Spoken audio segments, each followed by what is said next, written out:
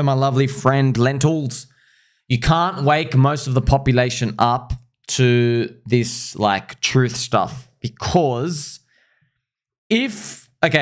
firstly, they think you're nuts because most people are listening to the programming of normal TV. So they're watching it, 1 hour a day. So in a month, they've got like 20 hours a month being brainwashed in there.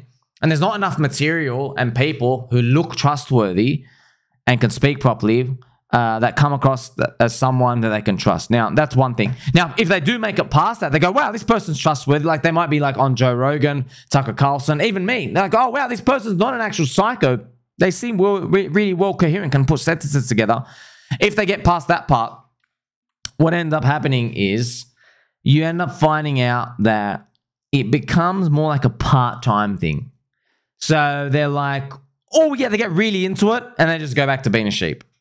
And they go in and out, in and out, in and out. But eventually enough big world events happen where their brains eventually learn. But ultimately, at the end of the day, resistance is futile. It really is. However, there are these moments in history where the pendulum is swinging, where you and me can actually benefit from this. You know, if we didn't have crypto, it'd be a pretty like sad world because like, well, you can't even speculate on this stuff anymore. You can't even front run the rest of the rats. It's literally just, hey, I'm trying to tell you the truth. Everyone's like, who cares? Now you can actually make money with it. That's the best part. Now, because there are insiders and we know eventually what happens, we know all of this links to the money printer. That's what it all links to. The money printer, how they print money and pay everybody off, that is how they're able to control the media. That is how they're able to launder money through Ukraine and everywhere else. That's how they're able to basically pay scientists to learn about the advanced UFO tech and just reverse engineer everything. They're able to do this through the money printer. If we had scarce money, they would not be able to do this because to use the treasury from the scarce money, they would have to basically ask the public to do these, and they can't. I mean, how can you tell the public about, hey, by the way, aliens exist. Anyway, can we research their advanced tech? You can't do that, right? So the fiat system is needed. But now that you and I know that, we're like, well, okay, you're a fiat system, right? They're going to keep printing money. I know they keep printing money. I know for a fact they print 5% of the money supply, but they only pay out 3%. They say CPI is 3%, and they put everyone's wages up by only 3%. So what happens to the other 2%? What happens? Well, it's getting robbed. That's it. It's literally just getting robbed. All the banks and the insiders, they're robbing the treasury. And yeah, it's going to end up in our crypto buckets. So that's why crypto is amazing and it's beautiful, because we can actually learn what happens when you print too much currency and people know that the currency is starting to lose value. They're like, they can know, they can feel it, they can smell it. They start putting it in places. That's why we're in crypto ultimately at the end of the day. So, you know, that's why you've asked as well. You have family and close friends who are all psyops. No matter what you throw at them, you don't say anything, man. I don't say, oh, golly gee, guys, look at that planned assassination from Trump. Yeah, I'll say that. But if someone literally says, oh, mate, you just believe anything. You're just a cuckoo guy. Yeah, bro. You can't. When people don't want to wake up, they'll never wake up. That's it.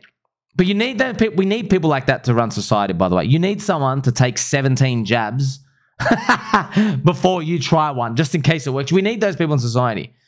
And ultimately, look, I'll share with you one thing as well. I want to tell everyone as well. I've come to realize after all this time, these people, when they know the truth, you'll be very disappointed how many of them want to change. Once they know the truth, they'll ultimately have this like dip of morale where they go, oh, so none of this even matters anyway. Where like, okay, maybe the long-term plan is human population control. They're subduing civilization, trying to get humans to be less barbaric, less like monkeys who are fighting, because now we've got nukes and we've got to advance as a civilization, you know, whatever that means. You know, do we become interdimensional beings like everyone else? Wherever it leads, okay? We can't see it because our lifespan's so short. But yeah, I mean, like you stretch it out 100,000 years, that's pretty much what it comes down to. People say like, oh, well, so we can't do anything anyway. Oh, well, so I'm just going to live my life day to day. Yes. That's why a lot of people who go down this route, a lot of the scientists, they go actually mad.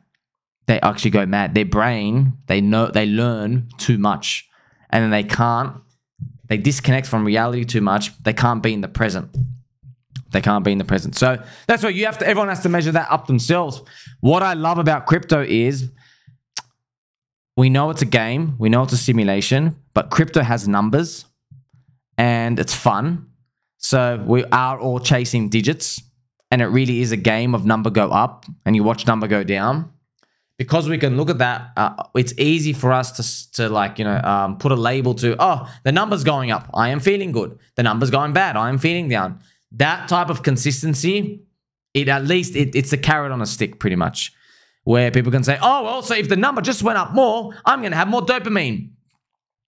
I know, even though the game's futile, that's a better philosophy than if there was no game.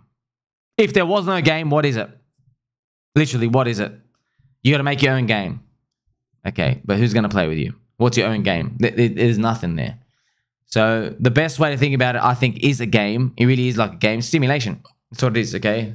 Sometimes the AI is running. Sometimes they let the players, you got to take control of the controller. And you have some scenes where you got to duke it out with the other guy. Okay, and then you put the controller down and the game player plays it out again. That's what it comes down to. And yeah, I mean, like, I don't know how everyone else really has to reconcile it if they have a lot of money, but I'd love everybody to get there first. Like, hey, let's worry about Vitalik's decentralization principles and all this stuff when you've made enough. How about that? Let's first get out of the rat race. That's what crypto's for, man. Crypto's for getting out of the rat race. Every single person who's in this PsyOps world, they love it. It's cushy. It's cushy. But, big but, cushy, is it? Okay. Why have you made no progress? You've been spinning your wheels for like 20 years of working. You ever thought about why? Most people see it's interesting, man. How do we get to all the topics we discussed today?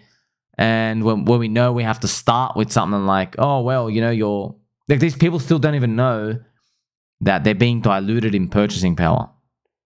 A lot of people, they just forgot about it from 2021. They literally just totally forgot. They just say, oh, well, crypto went down. I guess all that meme story about infinite money printing and the dilution of purchasing power, I guess it was all just like a joke thing anyway, and they move on with their lives. But they just don't get it. They don't get it, the volatility of the price. But they'll learn.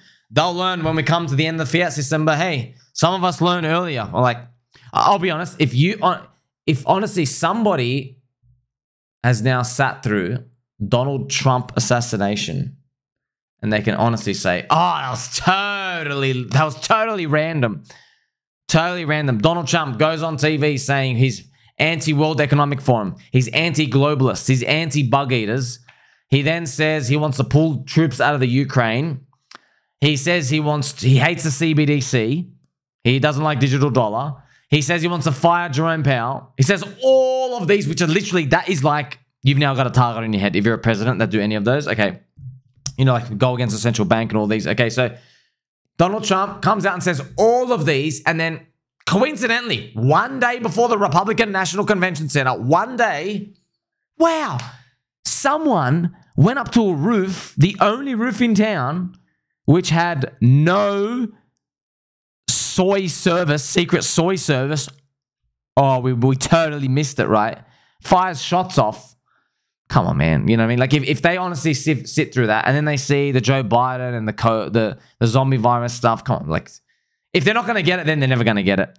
That's okay. That's okay. That basically just means they're going to keep working, and they're going to stay in the traditional financial system. What can we do, man? What can we do? I think everybody eventually converts. I think they do. I hope they do.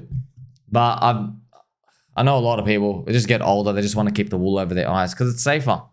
But at some point, though, maybe they just can't censor all of us at once. That's the only thing they have. The only thing that is keeping them going, by the way, it's the fact that the only 50 channels they watch on TV are all censored. All of them.